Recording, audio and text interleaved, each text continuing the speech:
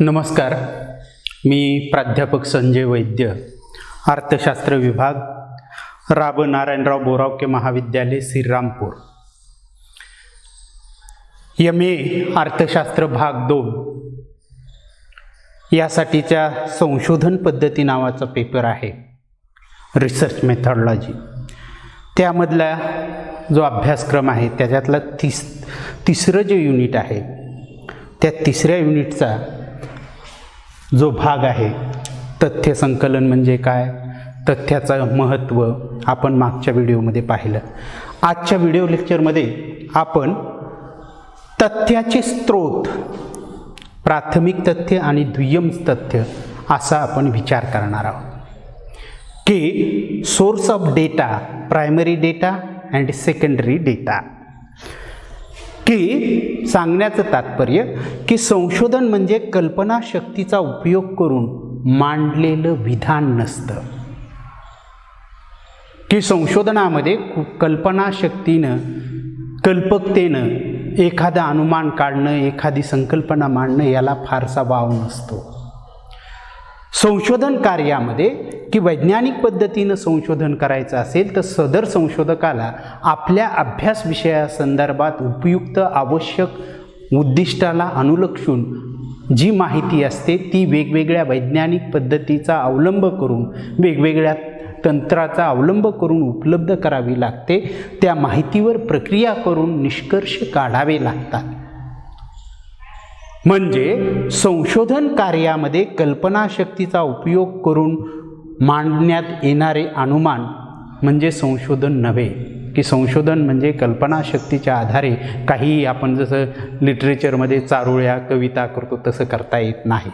तर संशोधनामध्ये वैज्ञानिक पद्धतीचा अवलंब करून संशोधकाला सदर विषयवस्तू संदर्भात, सदर संशोधन समस्येसंदर्भात नवीन ज्ञान, नवीन सत्य शोधून काढावं लागतं. आणि हे सत्य शोधून काढण्यासाठी, नवीन ज्ञान शोधून काढण्यासाठी जी संशोधन समस्या अभ्यासासाठी विचारात घेतलेली आहे, त्या अभ्यासाची त्याने जे उद्दिष्ट निर्धारित केलेली आहेत त्या संबंध बाबीचा विचार करून वस्तुनिष्ठ माहिती वैज्ञानिक पद्धतीचा अवलंब करून गोळा करावी लागते. त्या माहितीला आपण तथ्य संकलन असं म्हणतो. म्हणजे संशोधन करण्यामध्ये की सत्याचा अथवा ज्ञानाचा शोध घेणे कोणत्याही संशोधनाचं मुख्य उद्दिष्ट आहे. की संशोधन कशासाठी केलं जातं तर ज्ञानाच्या शोधासाठी, सत्याच्या शोधासाठीच केलं जातं. वैज्ञानिक पद्धतीचे उद्दिष्ट आहे की वैज्ञानिक अध्ययन पद्धतीचं एक महत्त्वाचं वैशिष्ट्य म्हणजे नाविन्याचा शोध घेणे, वस्तुनिष्ठ माहितीच्या आधारे नवीन नियम, सिद्धांत मांडणं हा वैज्ञानिक पद्धतीचं वैशिष्ट्य आहे. आणि मग एखाद्या कोणत्याही विषयवस्तूबद्दल, घटनेबद्दल, समस्येबद्दल सत्य शोधून काढणे हाच संशोधनाचा मुख्य उद्देश आहे. सत्य शोधून काढण्यासाठी त्या घटनेसंबंधी, त्या विषयवस्तूसंबंधी वास्तविक तथ्य संकलित करण्याची आवश्यकता असते. आणि वैज्ञानिक पद्धतीने संशोधन करताना तथ्य संकलन ही अतिशय महत्त्वाची पायरी किंवा पहिली पायरी आहे. की जेव्हा वैज्ञानिक पद्धतीनं संशोधन करत असू तर त्या संशोधनाची खरी सुरुवात तथ्य संकलनापासून होते. वैज्ञानिक संशोधन प्रक्रियेमध्ये एकदा संशोधन विषयाची निश्चिती झाल्यानंतर, त्या संशोधन विषयाचे सूत्रण केल्यानंतर संशोधन कार्य ज्यापासून सुरू होतं ती पायरी म्हणजे तथ्य संकलनाची पायरी होय. म्हणून वैज्ञानिक पद्धतीनं संशोधनपर एखादा अभ्यास करत असो तर त्यातील पहिली, प्राथमिक आणि अतिशय महत्त्वाची पायरी किंवा टप्पा म्हणजे सदर विषयाच्या संदर्भात वस्तुनिष्ठ माहिती वैज्ञानिक पद्धतीचा अवलंब करून गोळा करणे ही आहे. म्हणून वैज्ञानिक संशोधन प्रक्रियेत तथ्य संकलनाला अतिशय महत्त्व दिलं जातं.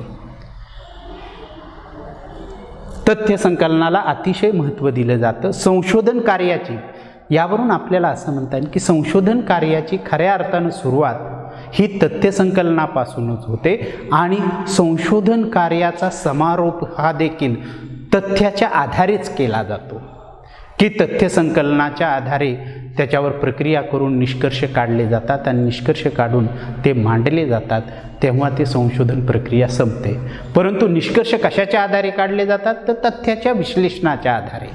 म्हणून तथ्य संकलनापासूनच संशोधन कार्याची सुरुवात होते आणि तथ्याच्या आधारेच संशोधन कार्याची समारोप देखील केला जातो.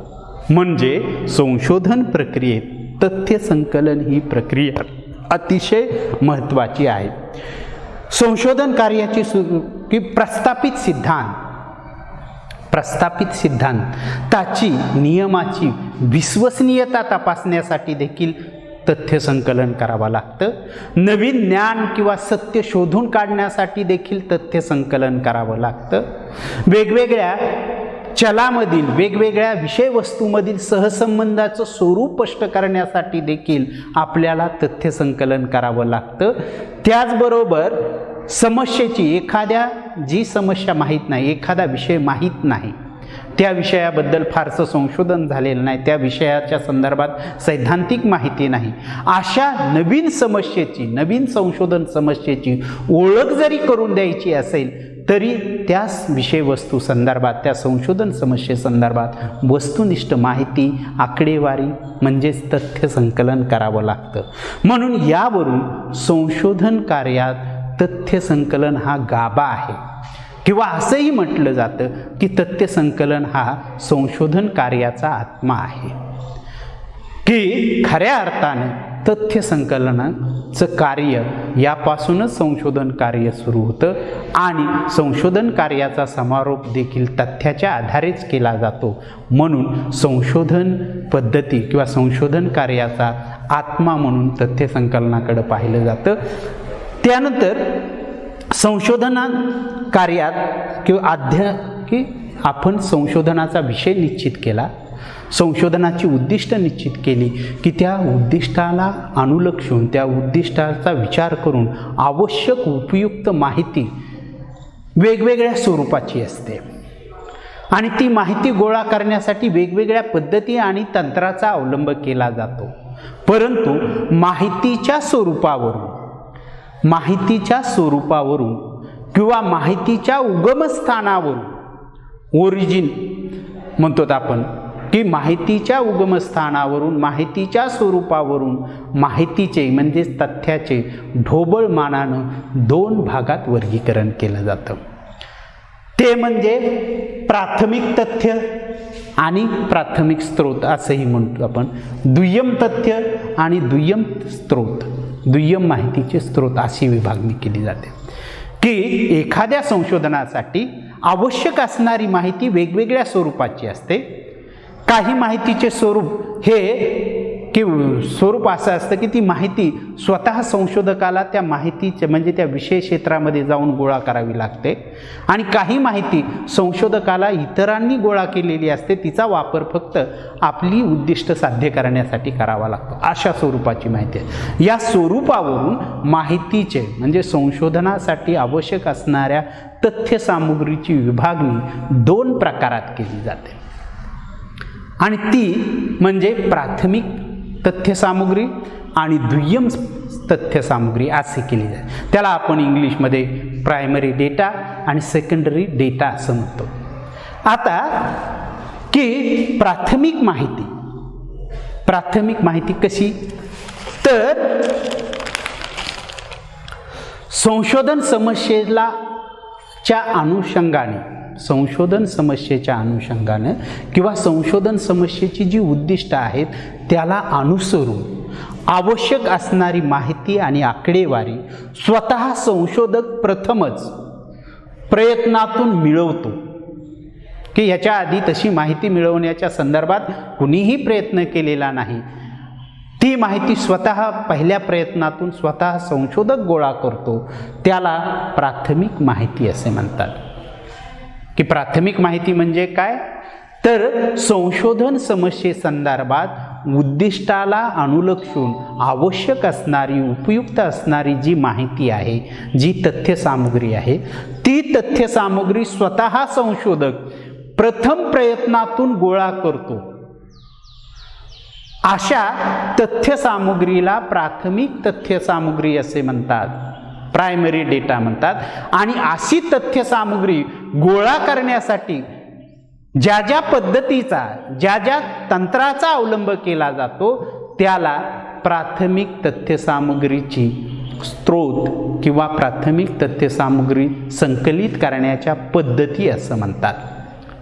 सोर्स ऑफ प्रायमरी डेटा असं म्हणतात, की जी माहिती संशोधक आपल्या अभ्यास विषयाच्या संदर्भात पहिल्यांदाच गोळा करतो, पहिल्यांदाच प्रयत्न करतं, पहिल्याच निरीक्षणाच्या आधारे, प्रथम निरीक्षणाच्या आधारे स्वतः जेव्हा संशोधक आपल्या अध्ययन विषयाच्या संदर्भात उद्दिष्टांच्या अनुषंगानं उपयुक्त आवश्यक असणारी माहिती गोळा करतो, त्यासाठी तो संशोधनाचं जे क्षेत्र आहे, ज्याला आपण स्टडी एरिया म्हणतो, अध्ययन क्षेत्र, संशोधनाचं क्षेत्र, त्याला रिसर्चच्या भाषेमध्ये विश्व, अभ्यास विश्व असा शब्दप्रयोग वापरला आहे. तर अशा विश्वामधील घटना, त्या घटनेशी संबंधित असणाऱ्या व्यक्ती किंवा व्यक्तिसमूह यांच्याशी प्रत्यक्ष संपर्क प्रस्थापित करून त्यांच्याकडून वेगवेगळ्या माध्यमातून आवश्यक ती माहिती संशोधक गोळा करतो, त्याला आपण प्राथमिक तथ्य असं म्हणतो. आणि ही माहिती गोळा करण्यासाठी ज्या ज्या पद्धतीचा किंवा तंत्राचा संशोधकाकडून अवलंब केला जातो त्याला प्राथमिक तथ्यसामुग्री गोळा करण्याची पद्धती किंवा स्रोत असं म्हटलं जातं. ही माहिती ही संशोधकाला अभ्यास क्षेत्रामध्ये जाऊन त्या अभ्यास विषयाशी संबंधित असणाऱ्या घटना, व्यवहार, व्यक्ती, व्यक्तिसमूह यांच्याशी संपर्क प्रस्थापित करून प्रश्नाद्वारे, वेगवेगळे प्रश्न विचारून, मुलाखतीद्वारे किंवा निरीक्षणाद्वारे, प्रत्यक्ष निरीक्षणाद्वारे, अनुसूचीद्वारे गोळा केली जाते. अशा माहितीला आपण प्राथमिक माहिती असं म्हणतो. आणि या माहिती गोळा करण्यासाठी ज्या पद्धतीचा अवलंब केला जातो त्याला प्राथमिक माहितीचे स्रोत असं म्हणतात. तर दुय्यम माहिती, दुय्यम तथ्यसामुग्री, सेकंडरी डाटा, की जेव्हा इतर व्यक्ती व संस्था यांनी त्यांच्या अभ्यासासाठी पूर्वी जी माहिती, तथ्यसामुग्री गोळा केलेली असते त्या तथ्यसामुग्रीचा वापर सदर संशोधक आपल्या संशोधनाची उद्दिष्ट साध्य करण्यासाठी करून घेतो, त्यासाठी ती माहिती वापरतो, अशा माहितीला आपण दुय्यम तथ्यसामुग्री, सेकंडरी डेटा असे म्हणतात. कारण हा संशोधकाने गोळा केलेला नसतो. ही माहिती किंवा ही तथ्यसामुग्री स्वतः संशोधक गोळा करत नव्हतो. त्याच्या पूर्वी, तो अभ्यास करण्याच्या पूर्वी इतर व्यक्ती व संस्था यांनी अध्ययनासाठी, अभ्यासासाठी वेगवेगळ्या उद्देशानं माहिती गोळा केलेली असते, तथ्यसामुग्री गोळा केलेली असते. आणि ती तथ्यसामुग्री हा संशोधक स्वतःचे संशोधन कार्य पूर्ण करण्यासाठी वापरत असतो, तेव्हा ती माहिती म्हणजे दुय्यम तथ्यसामुग्री होय, दुय्यम आधार सामुग्री होय. आणि अशी माहिती गोळा करण्यासाठी ज्या ज्या पद्धतीचा वापर केला जातो, ज्या ज्या तंत्राचा वापर केला जातो त्याला आपण दुय्यम माहितीचे स्रोत असे म्हणतो. दुय्यम माहितीचेही स्रोत दोन आहेत. एक व्यक्तिगत प्रलेखा म्हणजे पर्सनल डॉक्युमेंट, ज्यामध्ये आत्मचरित्र असेल, जीवनी असेल, पत्रव्यवहार असेल, प्रवास वर्णने असतील, असे काही असतील.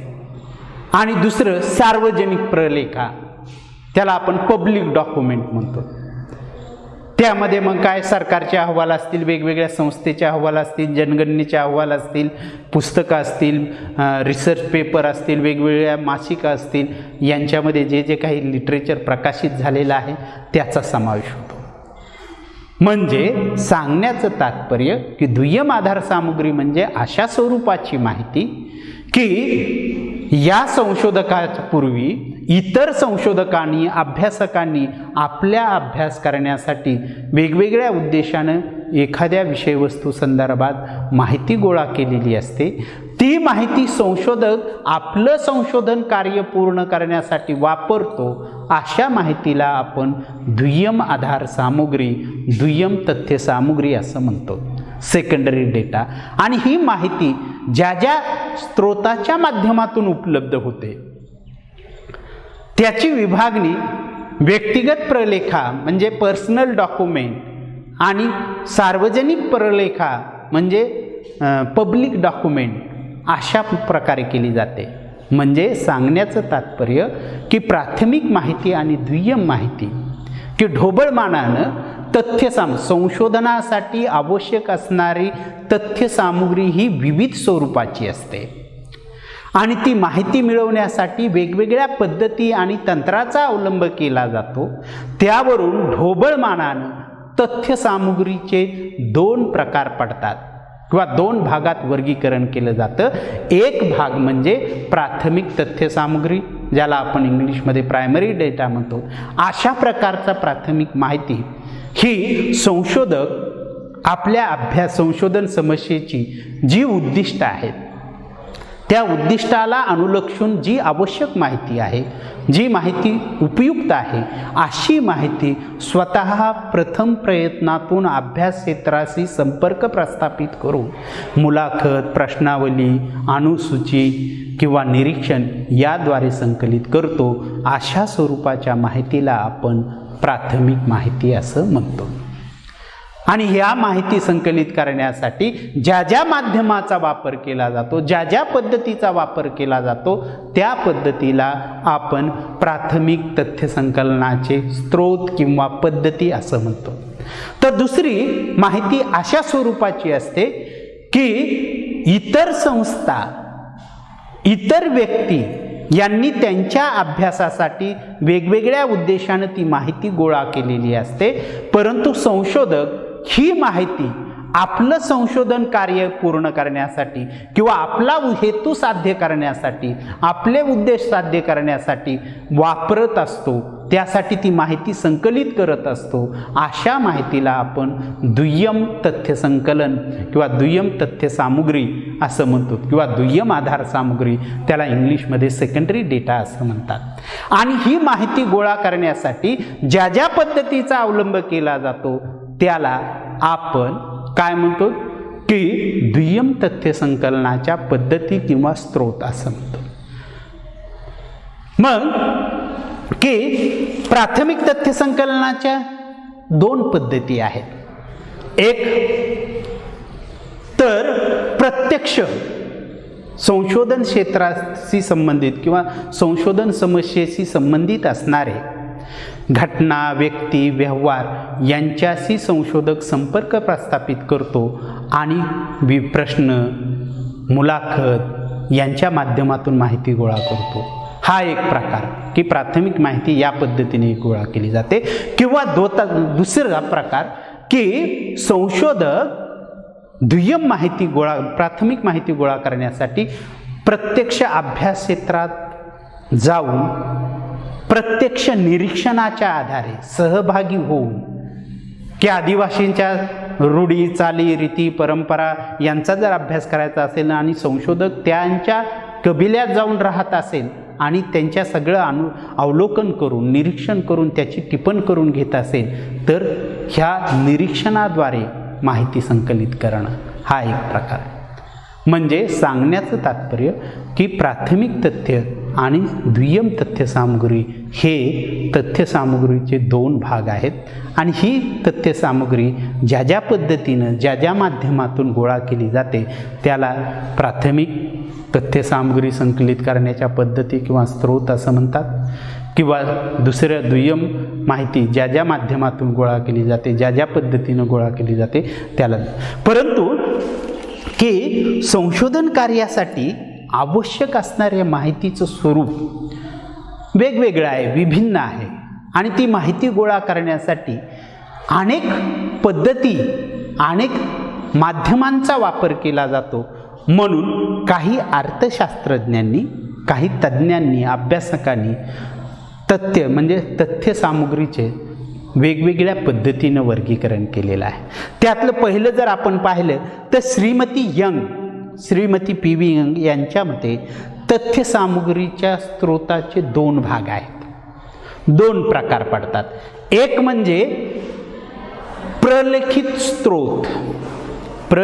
स्त्रोत म्हणजे डॉक्युमेंटरी सोर्स. लिखित स्वरूपात जी माहिती असते, जी आकडेवारी असते त्याला प्रलिखित स्रोत असं म्हणतात, डॉक्युमेंटरी सोर्सेस. आणि यामध्ये चरित्र, आत्मचरित्र, अभिलेख, पुन्हा दैनंदिनी, पत्रव्यवहार, आठवणी, प्रवास वर्णने इत्यादींचा समावेश होतो, की दस्तावेजाच्या स्वरूपाचा असतात. लिखित स्वरूपात जी माहिती असते तिला आपण डॉक्युमेंटरी सोर्स असं म्हणतो. आणि दुसरा त्यांनी प्रकार सांगितला क्षेत्रीय स्रोत, त्याला आपण इंग्लिशमध्ये फील्ड सोर्स असं म्हणतात. की ही अशी माहिती, फील्ड सोर्स म्हणजे काय, की संशोधन समस्येची माहिती असणाऱ्या व्यक्ती समूहाशी संपर्क प्रस्थापित करून संशोधक स्वतः माहिती गोळा करतो. याला काय म्हणायचं, फील्ड सोर्स. की तथ्यसामुग्रीच्या स्रोताचे वर्गीकरण करताना पी व्ही यंग यांनी डॉक्युमेंटरी सोर्स असं एक वर्गीकरण केलं आणि फील्ड सोर्स क्षेत्रीय पाहणी किंवा त्याला क्षेत्रीय स्रोत असं म्हटलंय. आणि यामध्ये मग मुलाखत, प्रश्नावली, निरीक्षण, अनुसूची या माध्यमाचा वापर करून अशी माहिती गोळा केली जाते. तर प्राध्यापक बागले यांनी तथ्यसामुग्रीचे वर्गीकरण करताना 2 प्रकार सांगितले. त्यांनी काय सांगितलं, प्राथमिक स्रोत आपण पाहिलेला आहे की जी माहिती प्रथम संशोधक गोळा करतो त्याला प्राथमिक स्रोत असं म्हणतात. आणि दुय्यम स्रोत म्हणजे इतरांनी जी माहिती गोळा केलेली असते तिचा वापर आपल्या संशोधन कार्यासाठी केला जातो. ती माहिती गोळा करत असताना ज्या माध्यमाचा वापर केला जातो त्याला दुय्यम स्रोत. तर प्राध्यापक लुडनबर्ग यांनी देखील तथ्यसामुग्रीच्या स्रोताचे वर्गीकरण केलेलं आहे. आणि त्यांच्यामध्ये त्यांनी देखील 2 प्रकारात वर्गीकरण केले. काय तर ऐतिहासिक स्रोत, त्याला हिस्ट्रॉलॉजिकल सोर्सेस असं म्हटलंय. आणि त्यामध्ये देखील प्रलेख म्हणजे लिखित दस्तावेज, कागदपत्र, शिलालेख, भूगर्भातील स्तर, उत्खननात सापडलेल्या वस्तू. पुरातत्व शास्त्राचा अभ्यास करत असेल तर उत्खनन केलं जातं आणि त्याच्यावरून त्या जसं मोहनजोडो, हडप्पा ही संस्कृती, सिंधू संस्कृती शोधून काढण्यासाठी तिथलं जे जीवावशेष सापडले त्याच्यावरून त्या संशोध म्हणजे. आणि दुसरं त्यांनी क्षेत्रीय स्रोत असं सांगितलं, फील्ड सोर्सेस. म्हणजे जरी वेगवेगळ्या तज्ज्ञांनी तथ्यसामुग्रीच्या स्रोताचं वर्गीकरण वेगवेगळ्या पद्धतीने केलं जात असलं तरी आधुनिक पद्धतीनं तथ्यसामुग्रीचं म्हणजे संशोधनासाठी आवश्यक असणाऱ्या तथ्यसामुग्री माहितीचं वर्गीकरण जरी वेगवेगळ्या पद्धतीने केलं जात असलं तरी अलीकडे प्राथमिक पद्धतीनं प्रामुख्यानं तथ्याचे 2च प्रकारात विचारात घेतले जातात. प्राथमिक तथ्य आणि ती तथ्य संकलित करण्यासाठी ज्या पद्धतीचा अवलंब केला जातो त्याला प्राथमिक तथ्याचे स्रोत असं म्हणतात. दुय्यम तथ्य आणि ती माहिती गोळा करण्यासाठी ज्या पद्धतीचा अवलंब केला जातो त्याला दुय्यम स्रोत असं म्हणतात. या ठिकाणी थांबू. धन्यवाद.